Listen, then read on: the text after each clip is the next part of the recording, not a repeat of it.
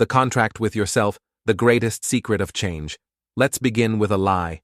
A sweet, popular, and well-intentioned lie that all of us have believed, heard, or perhaps even shared. That lie is called, weight loss is 50% diet and 50% exercise. It sounds so balanced, so logical. It turns a complex journey into a simple mathematical formula. It gives us the illusion of control. Just manage these two variables, and success will follow. But if it were that simple, why do countless people start, only to give up? Why are gyms packed in January and empty by March?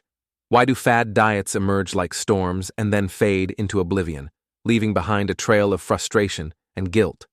Because that formula is missing the most important variable. It has overlooked the true arena, the place where every battle is decided. That arena is not the gleaming gym or the tidy kitchen. That arena is right between your ears. The truth is, on the journey of changing your body and your life, the real formula looks like this. 50% is the promise you keep to yourself. 25% is quality sleep. And only the remaining 25% is the combination of diet and exercise. The silent hero. The power of sleep. In a society that glorifies busyness, sleep is often seen as a form of laziness, something that can be sacrificed. We pride ourselves on burning the midnight oil, on surviving on just a few hours of sleep. This is a fatal mistake, especially on the journey of weight loss. The 25% allocated to sleep is not an arbitrary number. It is an acknowledgement of the critical role of recovery. When you sleep, your body is not off. It is working diligently. It is rebalancing the hormones that control your hunger. Sleep deprivation increases ghrelin, the I'm hungry hormone. It decreases leptin, the I'm full hormone. The result? You wake up tired, irritable, and with an uncontrollable craving. Your exhausted brain will demand quick energy, sugar, and refined carbs. The promise you signed yesterday suddenly feels impossibly fragile.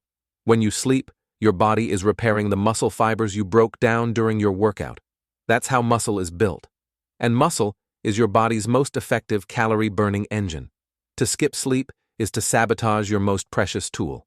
When you sleep, your brain is clearing out metabolic waste and consolidating neural connections. A well-rested brain makes better decisions, has better emotional control, and maintains discipline more effectively. Do not see sleep as a chore. See it as a strategic weapon. Protect it fiercely.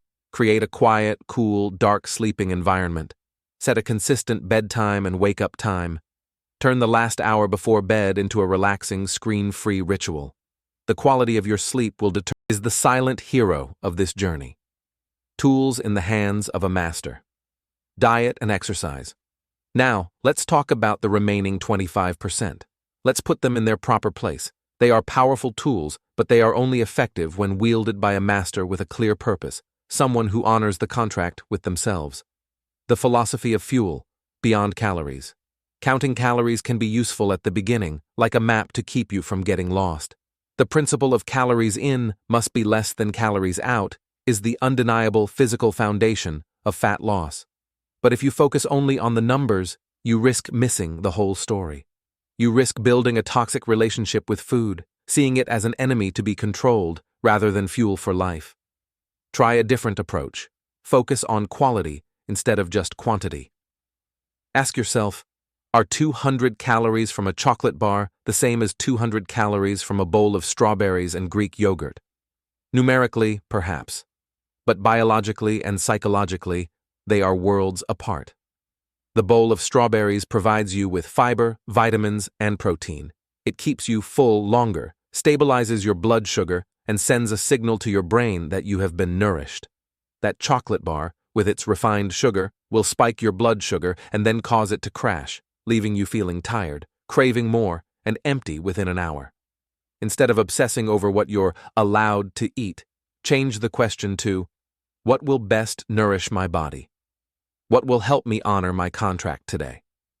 The answer is almost always whole, minimally processed foods, colorful vegetables, fresh fruits, clean sources of protein, chicken, fish, eggs, tofu, and whole grains. When you fill your plate with these things, your body will naturally feel satisfied with a reasonable amount of calories. You will be liberated from the prison of counting every single digit. And drink water. Drink lots of water. Thirst often masquerades as hunger. A large glass of water might be all you need to overcome that afternoon snack craving. The joy of movement. Exercise as a celebration. Similar to diet, exercise is often shrouded in negativity. It's seen as punishment for what was eaten, a chore to be completed. Throw that mindset away. Exercise is not a punishment. It is a celebration. It is a celebration of your body's incredible ability. Every step you run is a thank you to your legs. Every weight you lift is a declaration of your strength.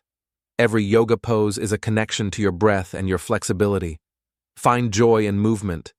If you hate running, don't force yourself to run a marathon. Try dancing, swimming, cycling, or hiking. If you don't have time for the gym, pull up a 15-minute HIIT video on YouTube and do it in your living room. Weight training is an invaluable ally. It doesn't just make you stronger, it builds muscle. And muscle, as we've said, is your metabolic engine. The more muscle you have, the more calories you burn, even while sitting still. And never underestimate the power of small actions. The greatest cheat code on this journey is walking. A goal of 10,000 steps a day may sound big, but it can be accumulated. Take the stairs instead of the elevator. Park a little farther away. Pace while you're on the phone. Clean the house, garden, play with your children. Transform your life into an active one. Don't just set aside 1 hour to exercise and then remain sedentary for the other 23. Let movement become a natural part of your day. The architecture of success. How to begin strategically. Ideas can inspire, but only action creates results. Once you understand the philosophy, the contract, the sleep, and the tools, it's time to build a practical plan. 1. Find your why. Initial motivation might come from a photo or a quote, but to go the distance, you need a deeper why. It's not just about fitting into old jeans. Dig deeper. Is it that you want the energy to play with your children? Is it that you want to feel confident in important meetings? Is it that you want to live a longer, healthier life to witness life's milestones? Write that reason down. Put it somewhere you can see it every day. This is your emotional anchor when the storms hit. 2. Set specific, not vague, goals. I want to lose weight is a wish. I will lose 10 pounds in the next 10 weeks by walking 5 days a week and not eating sweets after 8 p.m. is a goal. It's measurable, time-bound, and actionable. It gives your brain a clear command to execute. 3. Become the architect of your day. Success does not happen by accident. It is designed. Preparation is the secret to turning good intentions into real action. Boil a dozen eggs on Sunday. Pre-chop vegetables for salads for the week. Portion out nuts into small bags for snacks. Lay out your workout clothes the night before and place them by your bed. What is the purpose of all this? To make the right choice, the easiest choice. When you are tired and hungry after a long day at work, what will you reach for? A bag of pre-cut vegetables in the fridge or the number for pizza delivery? Your preparation will decide the answer. From effort to instinct, reaching the pinnacle of change. The hardest part of any journey is the beginning. You have to constantly remind yourself, to push yourself. This is when your contract will be tested the most. The voice of old habits will be loud. Just one day off. You're too tired. You deserve a treat. In these moments, practice the power of the word no. Every time you say no to a temptation, you are not just refusing a cookie. You are saying yes to your health. You are saying yes to your promise.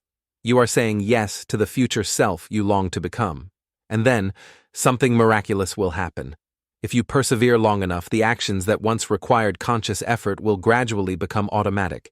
Your brain will create new neural pathways and strengthen them. Meal prepping is no longer a burden, it's just a Sunday routine. Lacing up your shoes for a post-dinner walk requires no debate. It's simply what you do. Refusing a sugary dessert doesn't cause a civil war in your mind. It just feels normal. This is the ultimate goal. You are no longer trying to eat healthy. You are simply a healthy eater. You no longer force yourself to work out. You are simply an active person. Conclusion: you are the masterpiece. The journey of weight loss, when viewed correctly, is not a war against your body. It is a journey of partnership with it. It teaches you discipline. It teaches you patience when the number on the scale doesn't move, but your clothes fit better. Most importantly, it teaches you how to keep a promise to yourself. Every action is a brick. Every day is a layer of mortar. You are not just losing weight. You are building a new person from the inside out. A person who is strong, resilient, and reliable. And that, not any number on a scale, is the greatest and most magnificent project of your life. Begin construction. Now,